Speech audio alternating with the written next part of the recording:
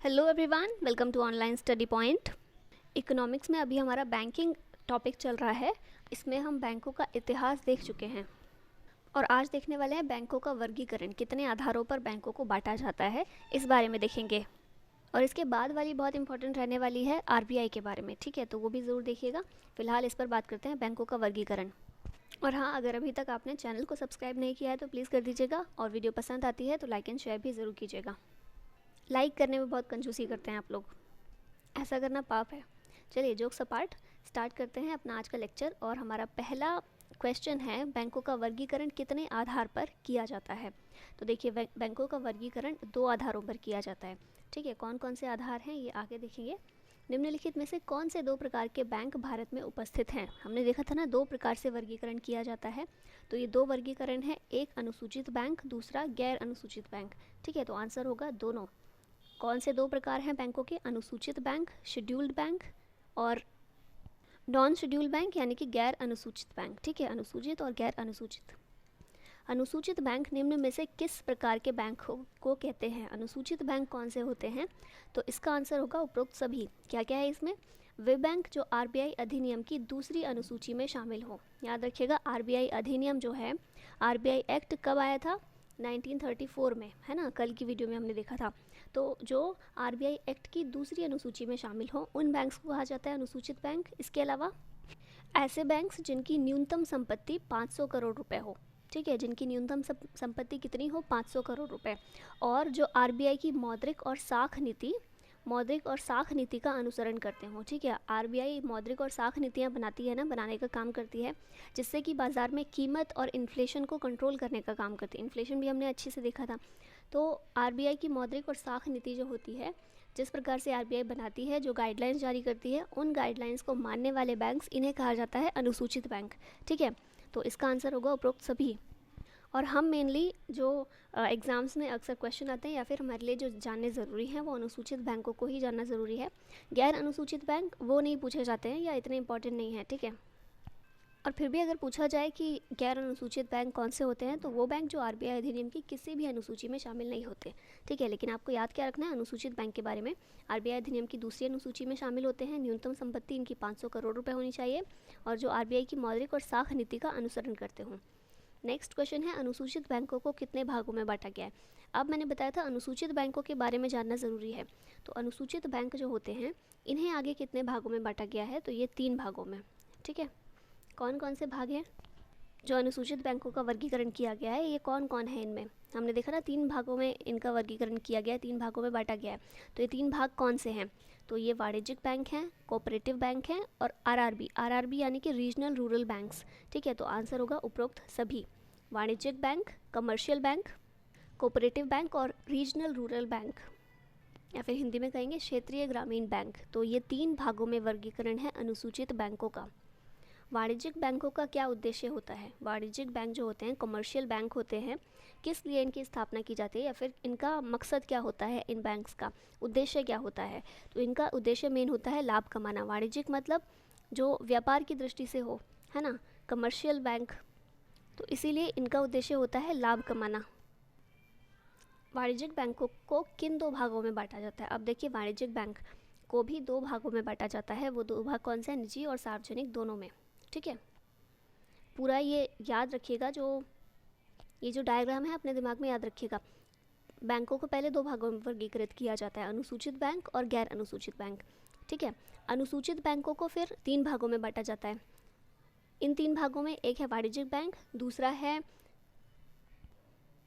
अनुसूचित बैंकों की जो 3 कैटेगरीज थी, उनमें एक वाणिज्यिक बैंक, दूसरा कोऑपरेटिव बैंक और तीसरा आरआरबीज, ठीक है, रीजनल रूरल बैंक। अब इसमें वाणिज्यिक बैंकों को भी 2 भागों में बांटा जाता है। कौन कौन से हैं, एक तो है प्राइवेट बैंक जो होते हैं, और एक होते हैं पब्लिक, ठीक है, सार्वजनिक। तो इन 2 भागों में बांटा जाता है। नेक्स्ट क्वेश्चन है, सार्वजनिक बैंक वे बैंक होते हैं जिनमें सरकार का, सार्वजनिक बैंक किन्हें कहते हैं। हमने देखा ना, वाणिज्यिक बैंकों को 2 भागों में बांटा जाता है, निजी में और सार्वजनिक में। तो सार्वजनिक बैंक उनको कहते हैं जिनमें सरकार का 50% से अधिक स्वामित्व हो, ठीक है, 50% से ज़्यादा का स्वामित्व हो सरकार का, तो उन बैंक्स को कहते हैं सार्वजनिक बैंक। निम्न में से भारत में विदेशी वाणिज्यिक बैंक कौन से हैं। तो यहाँ पर वाणिज्यिक बैंक की हमने 2 कैटेगरीज देखी थी ना, वाणिज्यिक बैंक की 2 कैटेगरीज थी, निजी और सार्वजनिक, ठीक है। तो उनमें निजी की भी 2 कैटेगरीज होती हैं, एक होते हैं देसी बैंक और एक होते हैं विदेशी बैंक, ठीक है। तो विदेशी वाणिज्यिक बैंक के बारे में पूछा गया है। विदेशी वाणिज्यिक बैंक इनमें से है सिटी बैंक, कहाँ का है, यूएसए का बैंक है ये सिटी बैंक, ये विदेशी वाणिज्यिक बैंक है। सिटी बैंक तो हो गया यूएसए का। अगर आपसे पूछा जाए कि भारत में सबसे बड़ा विदेशी बैंक कौन सा है, मतलब ऐसा कौन सा विदेशी बैंक है जिसकी भारत में सबसे ज़्यादा शाखाएं हैं, तो वो बैंक होगा स्टैंडर्ड चार्टर्ड बैंक, ठीक है। कौन सा है, SCB, कहाँ का है ये, यूके का है। तो इस बैंक की सबसे ज़्यादा भारत में शाखाएं हैं। और सिटी बैंक ये कहाँ का है, ये यूएसए का है, और ये भी एक विदेशी बैंक है जिसकी शाखाएं भारत में हैं। और ये दोनों ही वाणिज्यिक बैंक हैं, ठीक है, विदेशी वाणिज्यिक बैंक। क्षेत्रीय ग्रामीण बैंकों में निवेश प्रक्रिया किस प्रकार होती है। जो RRBs होते हैं, क्षेत्रीय ग्रामीण बैंक या फिर रीजनल रूरल बैंक्स, उनमें निवेश की प्रक्रिया किस तरह से होती है, निवेश किस प्रकार से उनमें किया जाता है। तो आंसर होगा इसको उपरोक्त सभी। कैसे होता है, 50% निवेश जो इन बैंक्स में होता है वो भारत सरकार के द्वारा होता है। 35% निवेश स्पॉन्सर बैंक के द्वारा होता है, जैसे कोई भी बैंक है, मान लीजिए SBI है, स्पॉन्सर कर रहा है इस बैंक को, तो 35% निवेश SBI करेगा। और 15% निवेश जो होगा वो राज्य सरकार, जिस राज्य में वो बैंक को स्थापित किया जा रहा है, वो राज्य सरकार 15% का निवेश करती है। तो निवेश प्रक्रिया क्षेत्रीय ग्रामीण बैंकों में कुछ इस तरह की होती है।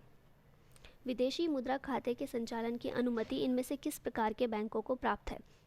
विदेशी मुद्रा खाते के संचालन की अनुमति, तो ये अनुमति प्राप्त है राष्ट्रीयकृत बैंक को, ठीक है। सिर्फ राष्ट्रीयकृत बैंक ही ऐसा कर सकते हैं, विदेशी मुद्रा खाते का संचालन, ठीक है, राष्ट्रीयकृत बैंक। भारत में विभिन्न वाणिज्यिक बैंकों की श्रेणी में कौन सा बैंक नहीं आता है।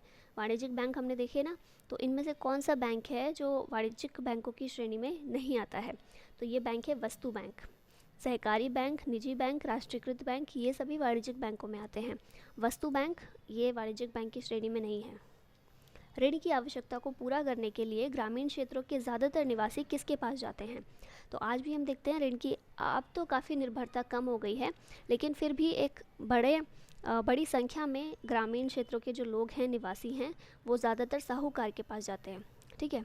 बैंक्स के पास बहुत कम, क्योंकि बैंक से ऋण लेने के लिए बहुत कई तरह की सिक्योरिटीज़ जमा करनी पड़ती हैं, तो इसीलिए साहूकार से वो ऋण थोड़ा आसान पड़ता है। महंगा तो पड़ता है, सस्ता नहीं पड़ता, लेकिन आसान पड़ता है। भारत में कौन सा बैंक देश का सबसे बड़ा व्यावसायिक बैंक है। व्यावसायिक बैंक या फिर वाणिज्यिक बैंक देश का सबसे बड़ा कौन सा है, तो ये है भारतीय state bank, SBI, state bank of India. इनमें से किस बैंक की विदेशों में सबसे अधिक संख्या में शाखाएं हैं। याद रखिएगा, इंपॉर्टेंट क्वेश्चन है, किस बैंक की विदेशों में सबसे अधिक संख्या में शाखाएं हैं। भारत का बैंक है, लेकिन विदेशों में सबसे ज़्यादा शाखाएं हैं। ये बैंक है बैंक ऑफ बड़ौदा।